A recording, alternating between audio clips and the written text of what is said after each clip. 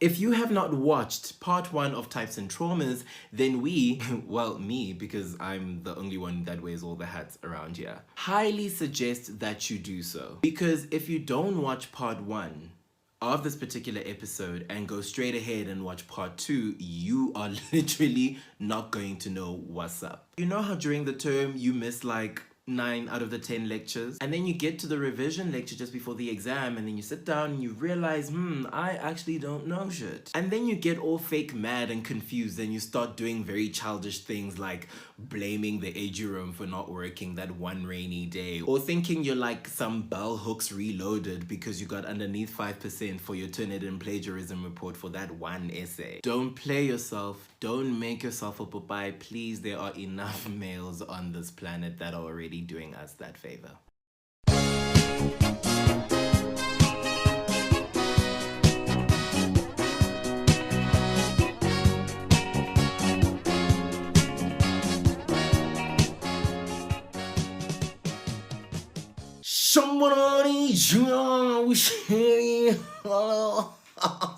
It is my honor and pleasure, my absolute honor and pleasure, to greet you all in the name of inches. So in order to anchor this episode, I will be using the concept or the term of the script, because it is the script that has informed significantly the ways which I've been in relationships with people, the ways which I've had romantic experiences, the ways which I have experienced myself in my own life being on this godforsaken planet. So let's get to the definition.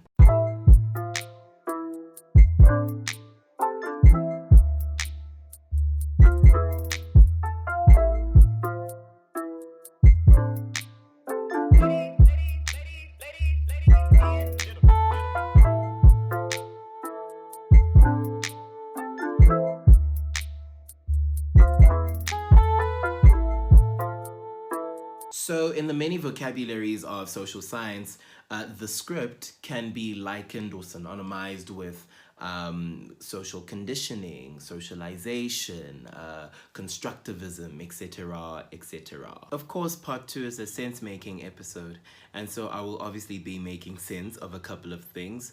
The first section will be me making sense of the patterns that I would see recurring in the relationships that I got into. The first pattern being the instantaneous ways I would end up in relationships. As you may recall, in part 1, I spoke about how easy and quick it was for me to end up in relationships. And I also spoke at length about the intensity of the moment that would be me meeting somebody for the first time, or what other people would then call love at first sight. The reason why I had these kinds of connections and moments and bonds is because, according to the script that I had been given and had internalized throughout my life, said that a relationship that was spontaneous and instantaneous and things of that nature was an enchanted relationship.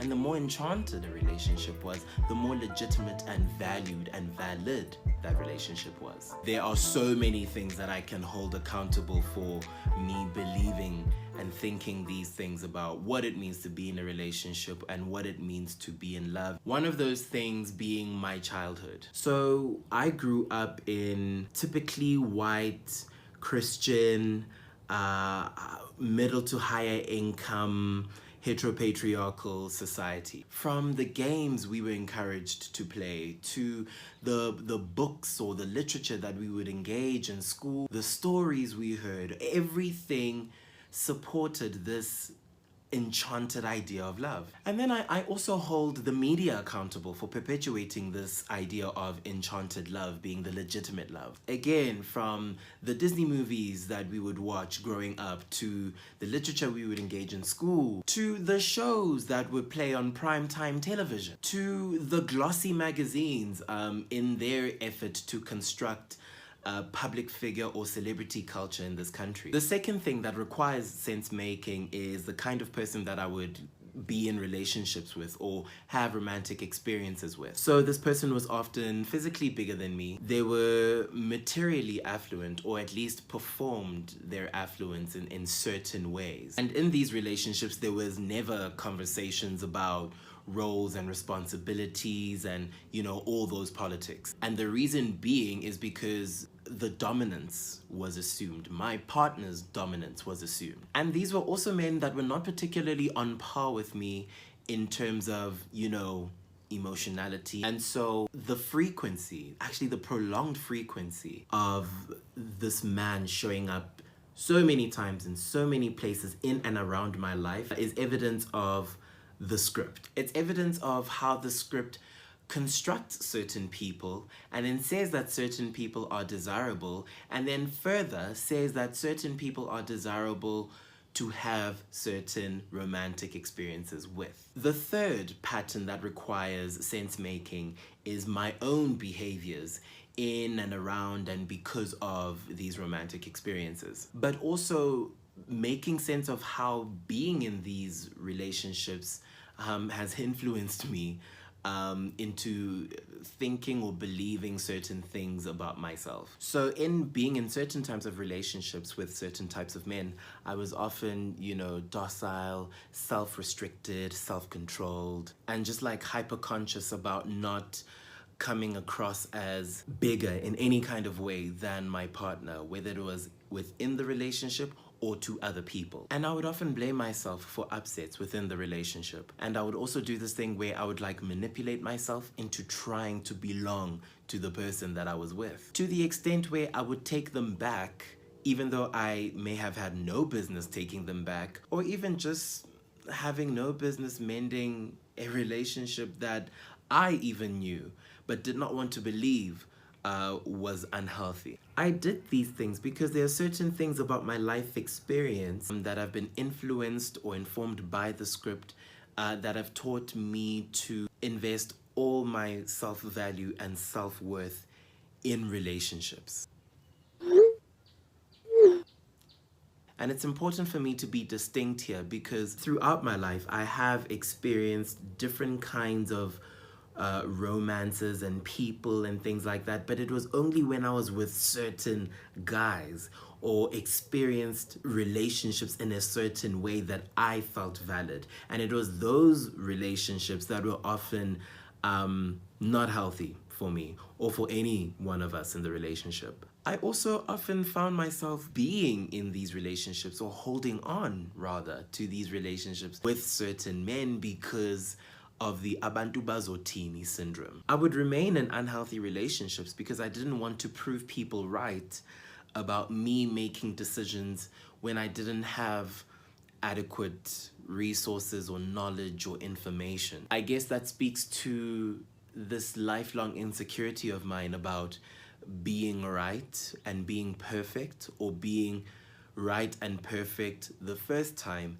every time. And so the sense-making process has really been, yes, a rewarding one, but also just like, it's a grueling process because everything about myself is changing. I'm really getting to know what is real and what is good and what is true for me, and what isn't real and what isn't good and what isn't true. And so with that being said, here are 3 things that I have recently learned to be important and true for me. The first thing I know to be important for me is that I have to recalibrate and reset my sense of self-worth, self-value, self-esteem. My relationships have to honor the powerful place from which I exist. And because I express that powerful place through my work, i.e. my YouTube, it is important for me. I never wanted to admit this, but it is important for me to be in relationship with people that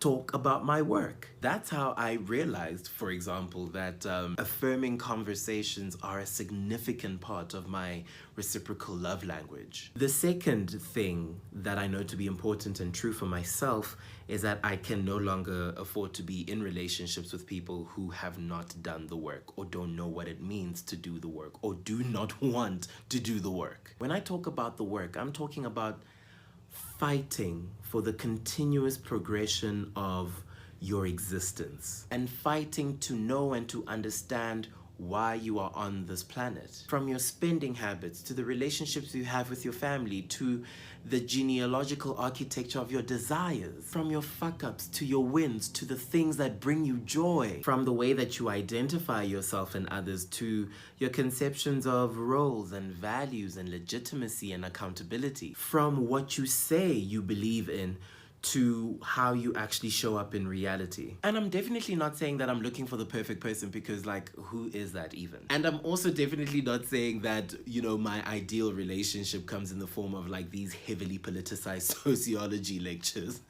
What I am saying is that it is important for me to be with someone who is committed to ceaselessly and progressively knowing who they are, how they are, and why they are here. So the last thing I want to chat to you guys about are just some of my anxieties that I have been going through, because everything in me and around me and about me and because of me is changing. So one of the things I'm anxious about is making mistakes and no longer feeling the need to be right and to be perfect the first time all the time, especially because it's been ingrained into my muscle memory that, you know, making mistakes is punishable, and not having the answers all the time the first time is not a good thing. And I'm also anxious about the person doing this work will make me. It's a strange kind of anxiety, because while I'm nervous about that person I'm going to become and I'm already becoming,